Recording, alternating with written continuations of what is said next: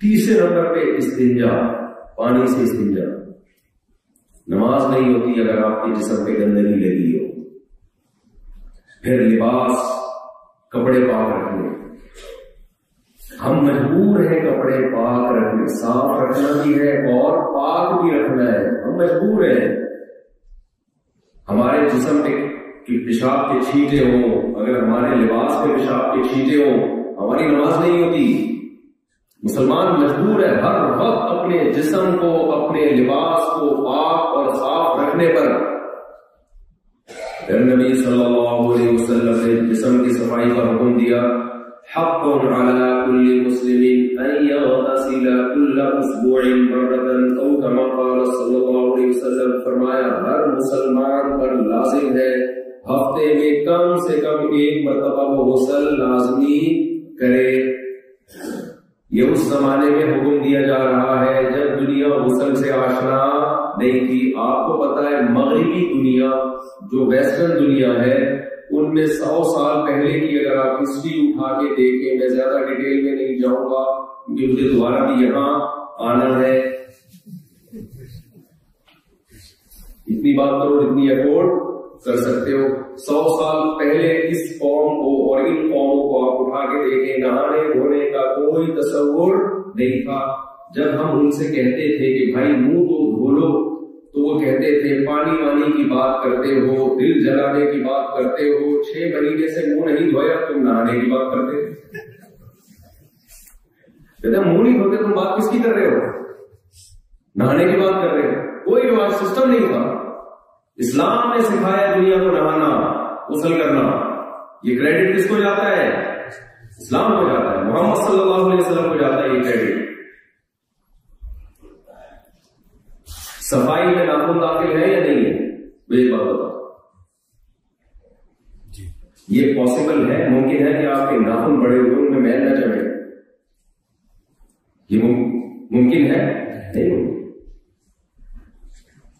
نبی صلی اللہ علیہ وسلم نے صحابہ کو حکم دیا 10 چیزیں پیغمبروں کی سنت ہے، ان میں نتف العانہ، حلق نتف العانہ، بغلوں کے بال صاف رکھنا، زیر ناف بال صاف رکھنا۔ جہاں بھی گندگی اکٹھی ہو سکتی تھی، میل کچیل اکٹھا ہو سکتا تھا، نبی صلی اللہ علیہ وسلم نے ان اسباب کے اختیار کرنے سے منع کیا کہ جو اسباب میل کچیل کی طرف لے جا سکتے ہیں۔ اگر آپ کی بغلوں میں بال بڑے ہوئے ہو، زیر ناف بال بڑے ہوئے، میل کچیل ضروری نہیں کہ آئے، اگر آپ روزانہ دھوئے تو نہیں آئے، آ تو سکتا ہے۔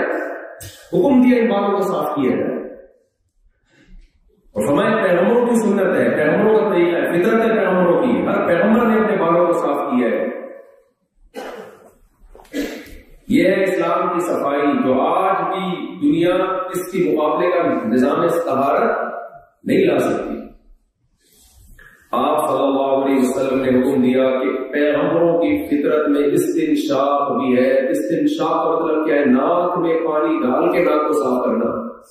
ناک صاف کرنا ہر دور میں رہا ہے۔ جب آپ کی ناک بھر جاتی ہے تو مجبور ہو گیا آپ کو صاف۔ دیکھو جب کسی کا گٹر بھر جائے تو اس کے پاس کوئی آپشن رہا نہیں ہے نا صفائی کا۔ ناک میں باقاعدہ پانی ڈال کے ناک کو صاف کرنا، یہ کلچر کون لے کر آیا ہے؟ محمد صلی اللہ علیہ وسلم۔ دنیا اس کلچر سے واقف نہیں کہ ناک میں باقاعدہ پانی ڈال کے ناک کو صاف کیا جائے۔ دنیا مسواک سے واقف نہیں تھی، حلق کو مسواک کے ذریعے صاف کیا جائے۔ نبی صلی اللہ علیہ وسلم اپنی مسواک کو زبان پہ رگڑتے اور گلے کے حلق کے قریب تک لے کر جاتے۔ صحابی کہتے ہیں اف اف کی آواز آتی نبی صلی اللہ علیہ وسلم کے منہ مبارک سے، اتنا گلے کے اندر مسواک کو لے جا کے صاف کرتے تھے گلے۔ جبکہ خوراکیں کیا تھی؟ کھجور، زیتون۔ آج ہم خوراکیں کیا کھا رہے ہیں اور صفائی کیا کر رہے ہیں؟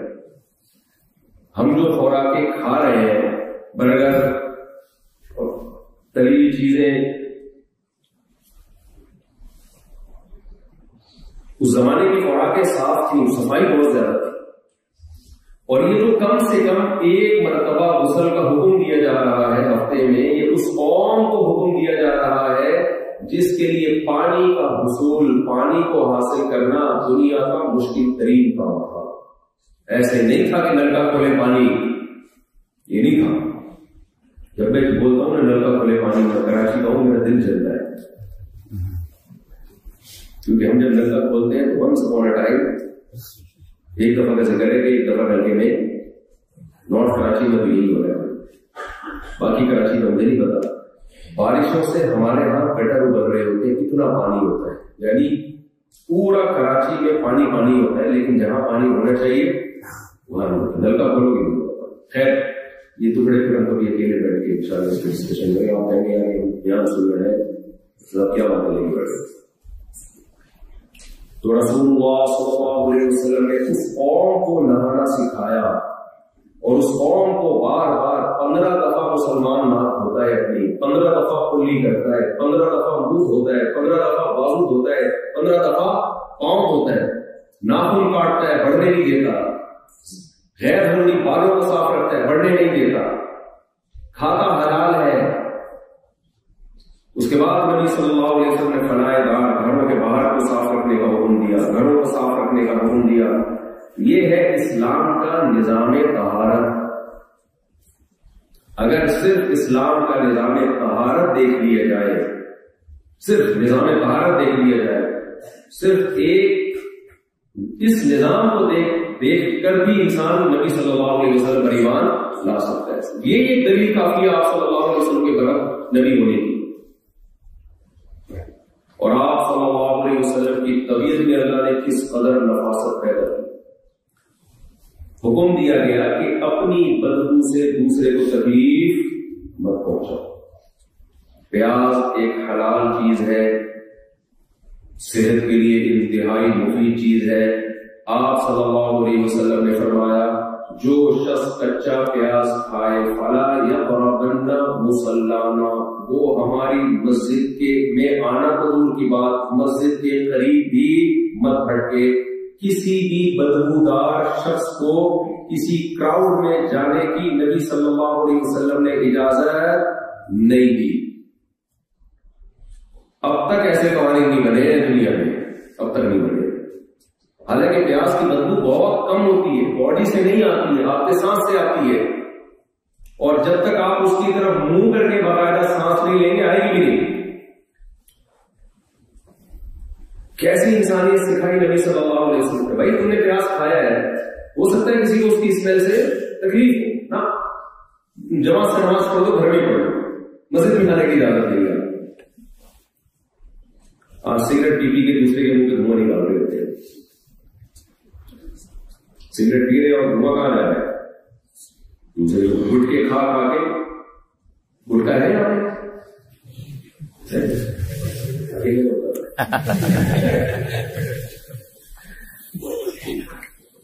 تو وقت بہت تھوڑا ہے اور 12:30 پہ میں نے بیان ختم کرنا ہے.